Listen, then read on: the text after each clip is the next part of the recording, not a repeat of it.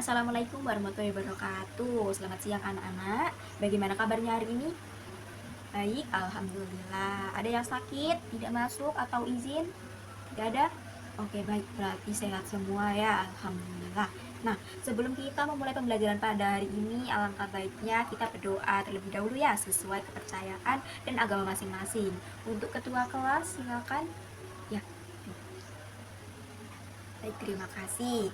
Nah, anak-anak ada yang ingat pertemuan sebelumnya kita membahas tentang apa? Iya betul, teks deskripsi ya. Nah, pada pertemuan kali ini kita memasuki bab baru, yaitu bab iklan, slogan, dan poster. Tapi pada pertemuan hari ini kita hanya membahas tentang iklan saja ya, anak-anak ya. Nah, sebelum itu Ibu beritahu dulu ya tujuan pembelajaran ini.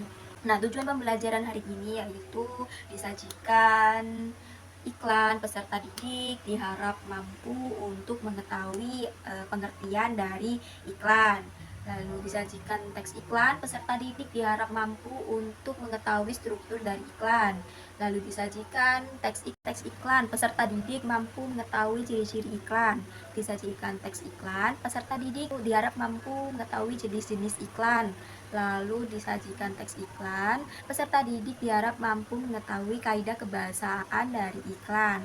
Lalu sudah jadi tujuan pembelajaran kali ini hari ini itu saja ya.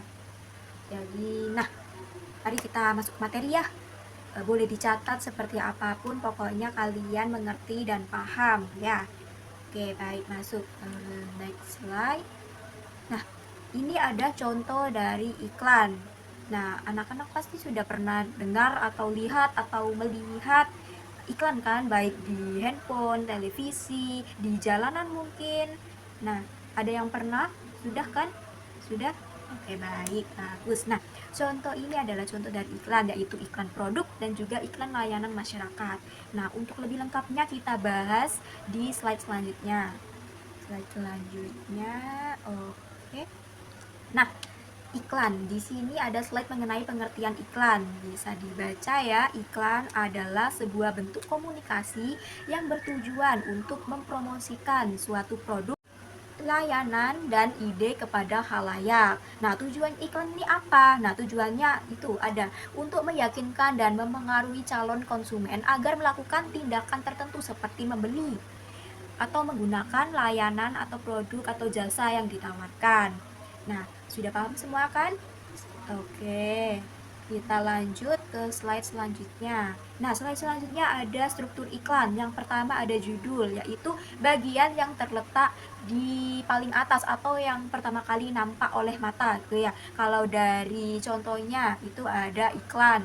Nah, anak-anak ada yang tahu judulnya terletak di mana? Judulnya itu terletak pada bagian atas, yaitu mulai dengan sedotan kertas. Itu judulnya ya. Nah, apa produk ini? Itu menggunakan sedotan kertas. Jadi mereka mempromosikan produk tersebut, yaitu produk itu menggunakan sedotan kertas. Itu. Lalu yang selanjutnya ada nama produk, jasa, atau layanan. Nah, nama produk, jasa, atau layanan yaitu bagian yang berisi nama produk atau jasa yang akan ditawarkan. Nah, kalau dari gambar itu berarti yang mana? Iya, yang bagian nama produk atau jasa atau layanannya itu yang ini ya, yang ada tulisan Milo. Jadi nama produknya itu Milo. Itu.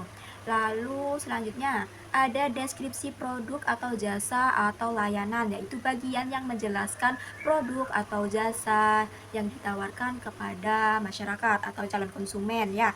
Nah, dari gambarnya contohnya ini yang mana berarti?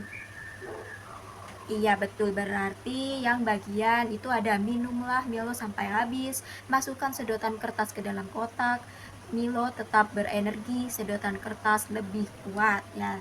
Itu adalah deskripsi dari produk tersebut. Jadi deskripsi itu menjelaskan mengenai keunggulan dari produk tersebut ya, yaitu sedotan kertasnya seperti itu. Lalu kita lanjut Nah, ada ciri-ciri iklan. Yang pertama, menggunakan bahasa yang singkat namun tetap efektif. Kalau dilihat dari contoh yang sebelumnya ya, itu kan kata-katanya tidak berlebihan atau ya hanya singkat-singkat saja. Seperti itu, tapi masih efektif. Nah, artinya itu masih bisa diterima secara logis seperti itu. Lalu yang kedua, menggunakan diksi yang bersifat sugesti dan mengajak. Nah, bersifat sugesti atau mengajak ini berarti sifat sugesti atau mengajak itu berarti iklan tersebut itu meminta kita para calon konsumen untuk membeli produk tersebut gitu. Seperti contoh yang tadi kita bisa kembali lagi ya. Nah, dia mempromosikan mengenai sedotan kertas ya, yaitu habiskan dan masukkan gitu. Nah, untuk slogannya itu ada Milo tetap berenergi, sedotan kertas lebih kuat. Jadi mereka itu mensugesti calon pembeli supaya membeli Milo tersebut karena menggunakan sedotan kertas yang lebih kuat. Jadi mereka itu mengajak konsumen untuk menggunakan sedotan kertas seperti itu. Lalu yang ketiga, memiliki target pasar yang jelas. Jadi jenis-jenis iklan itu kan ada banyak ya.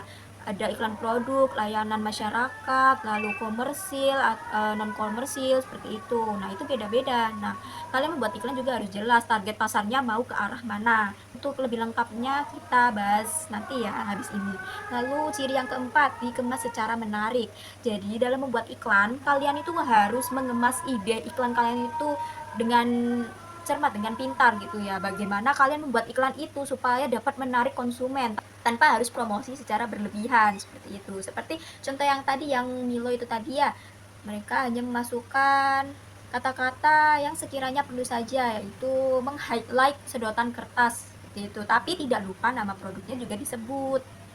Nah, untuk selanjutnya yang kelima ada penyampaian informasi secara padat, jelas dan tidak menyinggung pihak lain. Jadi kalian dalam membuat iklan itu informasi yang kalian masukkan itu tidak perlu banyak-banyak, nanti malah jadinya infografis, bukan iklan seperti itu. Tapi walaupun kata-katanya singkat, kalian harus memasukkan kata-kata tersebut itu dengan jelas, tapi juga tidak menyinggung pihak lain. Atau misal kalian mau mempromosikan produk. Nah, produk kalian sama seperti produk sebelah misalkan. Nah, kalian tidak boleh mempromosikan barang tersebut itu dengan menyinggung si produk sebelah ini seperti itu.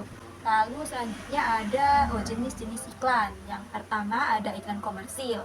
Nah, iklan komersil seperti yang bisa dibaca ya, mempromosikan produk atau layanan dengan tujuan meningkatkan penjualan dan keuntungan perusahaan.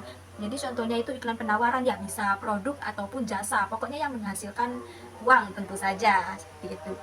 Lalu yang kedua ada iklan non komersil, yaitu menyampaikan pesan yang lebih luas seperti tentang kesehatan, tentang sosial ataupun tentang tindak kejahatan. Nah, biasanya itu bisa kalian temukan di jalanan atau di puskesmas atau di kantor polisi lah gitu. Nah, seperti namanya ya non komersil, berarti contohnya yaitu iklan layanan masyarakat. Itu lalu kita lanjut ya. Jenis-jenis iklan selanjutnya ada iklan media cetak dan iklan media elektronik. Nah, iklan media cetak itu menggunakan media cetak sebagai media publikasinya. Contohnya koran, majalah, brosur, dan juga selebaran. Pokoknya yang bersifat cetak lah ini. Lalu yang kedua ada iklan media elektronik. Nah, iklan ini tuh menggunakan media elektronik sebagai media publikasinya. Contohnya radio, handphone atau gawai, lalu televisi, dan juga pokoknya yang bisa kalian lihat lah ya. Kita lanjut. Ada kaidah kebahasaan iklan ya. Yang pertama persuasif atau bersifat mengajak. Lalu yang kedua imperatif, bersifat permintaan, dorongan atau permohonan. Lalu berkesan positif, tidak menghina dan menjelekkan pihak lain ya. Lalu ringkas, yaitu tidak bertele-tele, dan fakta, dapat dibuktikan kebenarannya.